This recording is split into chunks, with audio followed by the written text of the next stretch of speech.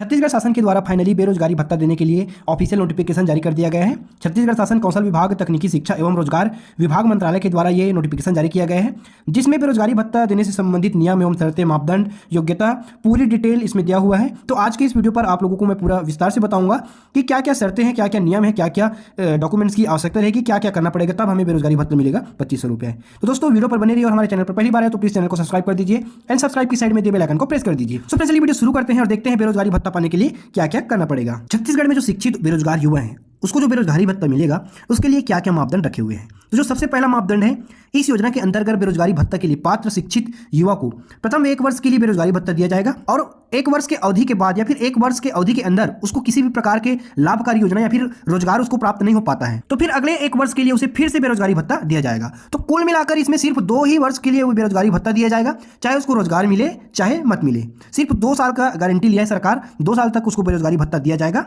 उसके बाद उसको कुछ भी नहीं दिया जाएगा। और दूसरा मापदंड है, आवेदक छत्तीसगढ़ का मूल निवासी होना चाहिए। तीसरा मापदंड है, आवेदन किए जाने वाले वित्तीय वर्ष 1 अप्रैल को आवेदक की आयु 18 वर्ष से 35 वर्ष के अधिक नहीं होना चाहिए, मतलब 18 वर्ष से कम नहीं होना चाहिए और 35 वर्ष से अधिक नहीं होना चाहिए। चौथा है, आवेदक का मान्यता प्राप्त बोर्ड से न्यूनतम 12वीं पास होना अनिवार्य है। पांचवा है, जिला रोजगार एवं स्वरोजगार मार्गदर्शन केंद्र में पंजीकृत होना चाहिए। उसका जो 12वीं का जो मार्कशीट होता है या फिर कोई सा भी क्लास का जो मार्कशीट है वो पंजीकृत होना चाहिए और कम से कम 2 वर्ष पुराना होना चाहिए रोजगार पंजीयन। और छठवा है, आवेदक के आय का कोई स्रोत न हो एवं आवेदक के परिवार की समस्त स्रोतों से वार्षिक आय 2.5 लाख रुपए से अधिक नहीं होना चाहिए।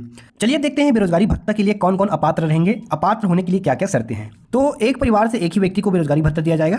यदि किसी परिवार में किसी और व्यक्ति को बेरोजगारी भत्ता दिया जाता है या फिर 2 लोग अप्लाई करते हैं तो सिर्फ एक ही लोगों को बेरोजगारी भत्ता दिया जाएगा। दूसरा है, आवेदक के परिवार के किसी भी सदस्य को केंद्र अथवा राज्य सरकार की किसी भी संस्था अथवा स्थानीय निकाय में चतुर्थ श्रेणी को छोड़ के और ग्रुप डी को छोड़ के अगर नौकरी रहती है या नौकरी मिलती है या कि नौकरी है तो उसको इसका लाभ नहीं मिलेगा।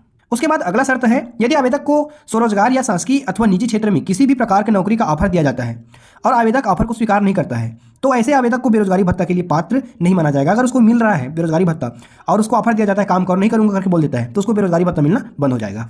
उसके बाद फिर अगला शर्त है, पूर्व और वर्तमान मंत्रियों, राज्य मंत्रियों और सांसद, राज्य विधानसभाओं के पूर्व वर्तमान सदस्यों छोड़ इसको, इन लोग तो अप्लाई करेंगे ही नहीं। उसके बाद है, नेक्स्ट है, पेंशन भोगी जो 10,000 रुपये या उससे अधिक का मासिक पेंशन प्राप्त करते हैं के परिवार के सदस्य को बेरोजगारी भत्ते के लिए पात्रता नहीं रहेगी।